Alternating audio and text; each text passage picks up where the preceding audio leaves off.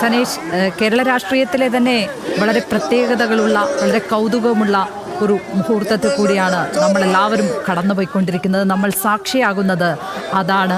ആ വിലാപയാത്രയ്ക്ക് ഒപ്പം വരുമ്പോൾ നിങ്ങൾ കാണുന്ന കാഴ്ചകൾ, കേൾക്കുന്ന മുദ്രാവാക്യങ്ങൾ ഒക്കെ തന്നെ ആ ഒരു അപൂർവത, പ്രത്യേകത വിളിച്ചോതുന്നത്, അനുഭവിക്കുന്നത് തന്നെയല്ലേ?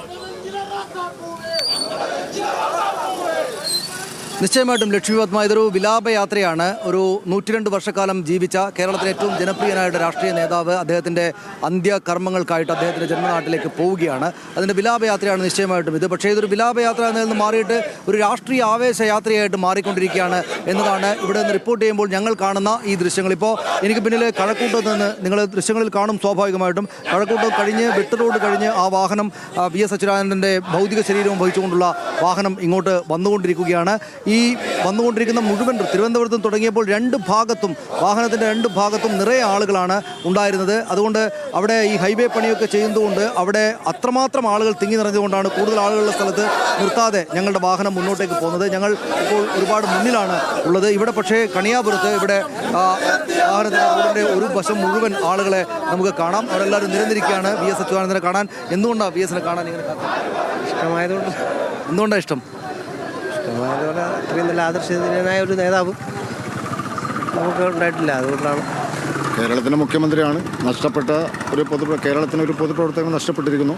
അദ്ദേഹം മുഖ്യമന്ത്രിയായിട്ടിരുന്നപ്പോഴും പ്രതിപക്ഷ നേതാവായിട്ടിരുന്നപ്പോഴും തീരുമാനങ്ങളെടുക്കാൻ വളരെ ശക്തനായ ഒരു നേതാവായിരുന്നു. തൊഴിലാളികളെ സംഘടിപ്പിക്കുന്നതിനും പാർട്ടിയെ കെട്ടിപ്പൊക്കുന്നതിനും, അതുമാത്രമല്ല കമ്മ്യൂണിസ്റ്റ് പാർട്ടിക്ക് വേണ്ടി ഏറ്റവും കൂടുതൽ പീഡനങ്ങളും ദുരിതങ്ങളും അനുഭവിച്ചിട്ടുള്ള ഇന്ത്യയിലെ തന്നെ ഒരു തലമുതിർന്ന കമ്മ്യൂണിസ്റ്റ് നേതാവായിരുന്നു സഖാവ് വി എസ് അച്യുതാനന്ദൻ.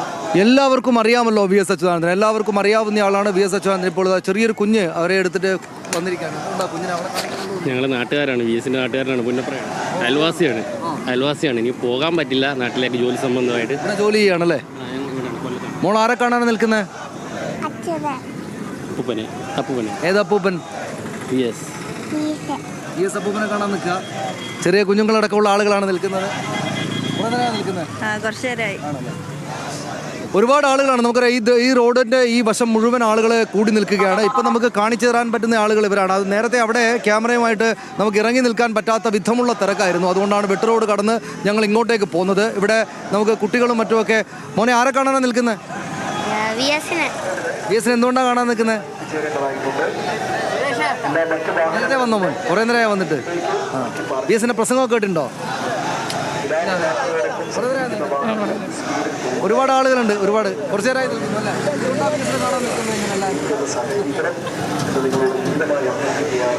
കുഞ്ഞുങ്ങളൊക്കെ ഉണ്ട്. ഒരുപാട് ആളുകൾ ഇവിടെ ഇങ്ങനെ നിൽക്കുകയാണ്. വി എസ് അച്യുതാനന്ദനെ ഭൗതിക ശരീരവും വഹിച്ചുകൊണ്ടുള്ള ആ വാഹനം അല്പം പിന്നിലായിട്ട് ഇങ്ങോട്ട് വന്നുകൊണ്ടേയിരിക്കുകയാണ്. അവിടെ നിരവധി ആളുകൾ അദ്ദേഹത്തിന് അന്ത്യാഭിവാദ്യങ്ങൾ അർപ്പിക്കാൻ ഇരുവശങ്ങളിലുമായിട്ട്, റോഡിൻ്റെ ഇരുവശങ്ങളിലുമായിട്ടുണ്ട്. ഈ തിരുവനന്തപുരം തൊട്ട് ആലപ്പുഴ അദ്ദേഹത്തിനെ സംസ്കരിക്കുന്ന വലിയ ചുടുകാട് വരെയുള്ള ഇടങ്ങളിലെല്ലാം ഇതാണ് സ്ഥിതി. ഞാൻ വിചാരിക്കുന്നത് അവിടെ നിന്ന് ഇങ്ങോട്ട് വടക്ക് നിന്ന് ഇങ്ങോട്ടേക്ക് ആലപ്പുഴയിലേക്കും നിറയെ ആളുകൾ ഇപ്പോൾ വന്നുകൊണ്ടിരിക്കുകയായിരിക്കും. കേരളം മുഴുവൻ, നീളത്തിൽ കിടക്കുന്ന കേരളം മുഴുവൻ ഇരുവശങ്ങളിലുമായിട്ട് ആളുകൾ വി എസ് അച്യുതാനന്ദൻ എന്ന നമ്മുടെ ഏറ്റവും വലിയ രാഷ്ട്രീയ നേതാവിന് അന്ത്യാഭിവാദ്യങ്ങൾ അർപ്പിക്കാൻ വേണ്ടി ഇങ്ങനെ തടിച്ചുകൂടിയിരിക്കുകയായിരിക്കും എന്നതാണ് നില. കുറേ നേരമായിട്ടോ ചേട്ടാ വന്നിട്ട്?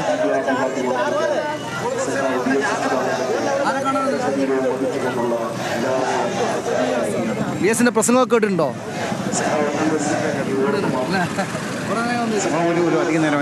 എന്തുകൊണ്ടായിട്ടാ വി എസിനോട് ഇത്രമാത്രം വലിയ ഒരു ആരാധനയും സ്നേഹമൊക്കെ ആൾക്കാർക്ക്? ജനകീയനായ ഒരു നേതാവായിരുന്നു. എല്ലാവരുടെ മനസ്സിലും തങ്ങി നിൽക്കുന്ന, ഒരുപാട് സാധാരണക്കാരുടെ പ്രവർത്തന വിഷയങ്ങൾക്ക് വേണ്ടി ഇടപെട്ടിട്ടുള്ള സാധാരണക്കാരുടെ നേതാവാണ്.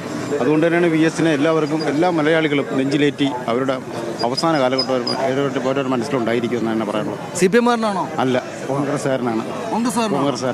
ഞാനത് വെറുതെ ചോദിച്ചായിരുന്നു. പക്ഷേ അദ്ദേഹം ഒരു കോൺഗ്രസ്സുകാരനാണ്. പക്ഷേ എന്നിട്ട് പോലും ഇതാണ് നമ്മൾ നേരത്തെ കണ്ടത്. കേരളത്തിൽ കക്ഷി രാഷ്ട്രീയ വ്യത്യാസമില്ലാതെയാണ് ആളുകൾ വി എസ് അച്യുതാനന്ദന് അന്ത്യാഭിവാദ്യങ്ങൾ അർപ്പിക്കാൻ വേണ്ടിയിട്ട് ഇവിടെ തടിച്ചു കൂടിയിട്ടുള്ളത്. നമ്മളിപ്പോൾ യാദൃശ്ചികമായിട്ട് റാൻഡമായിട്ട് ചോദിച്ച ഒരാളോട് അദ്ദേഹം CPM-കാരനാണോ എന്ന് ചോദിച്ചപ്പോൾ അല്ല, കോൺഗ്രസ്സുകാരനാണ് എന്ന് പറഞ്ഞ അദ്ദേഹത്തിൻ്റെ മകളെയും കൂട്ടിയാണ് അവിടെ വി എസ് അച്യുതാനന്ദനെ കാണാൻ കുറേ നേരമായിട്ട് ഇവിടെ വന്ന് കാത്തു നിൽക്കുന്നത്. ഒരുപാട് നേരമായിട്ട് ഈ രണ്ട് ഭാഗത്തും ആളുകൾ റോഡിൽ കാത്തു നിൽക്കുകയാണ്. നമുക്ക് കാണാം, നിറയെ ആളുകളാണ് മുദ്രാവാക്യം വിളികളുമായിട്ട് വി എസ് അച്യുതാനന്ദനെ കാണാൻ വേണ്ടി കാത്തു നിൽക്കുന്നത്.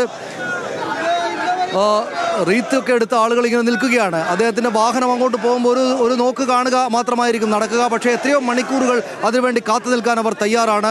മുദ്രാവാക്യം വിളികളുമായിട്ടാണ് ഇവിടെ നിൽക്കുന്നത്. നേരത്തെ വന്നോ ചേച്ചി? നേരത്തെ വന്നോ? 2 മണിയായിട്ടുണ്ട്. KDO Kaniyapuram development organisation. Kaniyapuram development organisation.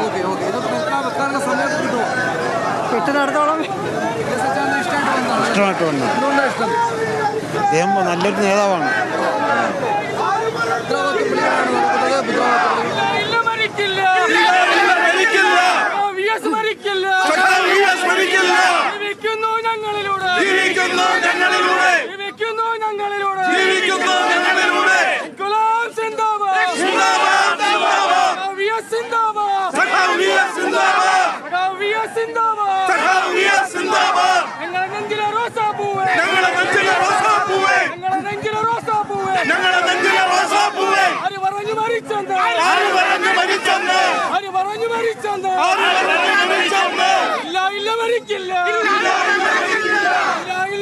വലിയ ആൾക്കൂട്ടമാണ് എല്ലായിടത്തും നമുക്ക് കാണാം. അത് CPM-കാർ മാത്രം നിറഞ്ഞൊരു ക്രൗഡല്ല. മുദ്രാവാക്യം വിളിക്കുന്നവർ CPM-കാരാണ്. പക്ഷേ CPM-നപ്പുറത്ത് കോൺഗ്രസ് പാർട്ടിയുടെയും മറ്റു പാർട്ടികളുടെയും ഒക്കെ പ്രവർത്തകരായിട്ടുള്ള അനുഭാവികളായിട്ടുള്ള ആളുകളാണ് ഇവിടെ മുദ്രാവാക്യം വിളികളുമായിട്ടും മറ്റും അദ്ദേഹത്തിന് ആദരാഞ്ജലികൾ അർപ്പിക്കാൻ വേണ്ടി കാത്തു നിൽക്കുന്നത്.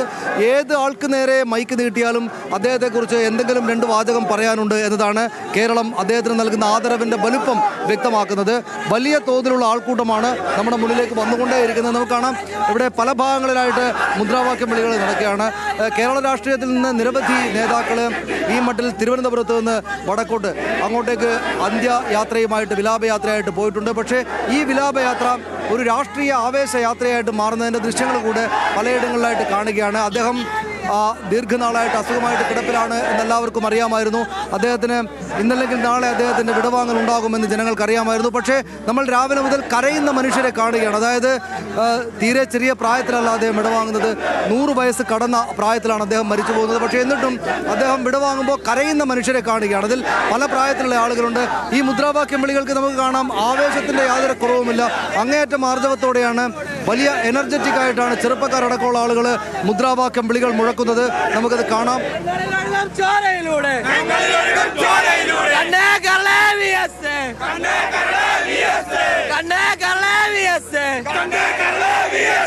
ഞങ്ങളുടെ നെഞ്ചിലെ റോസാപ്പൂവേ, ഞങ്ങളുടെ നെഞ്ചിലെ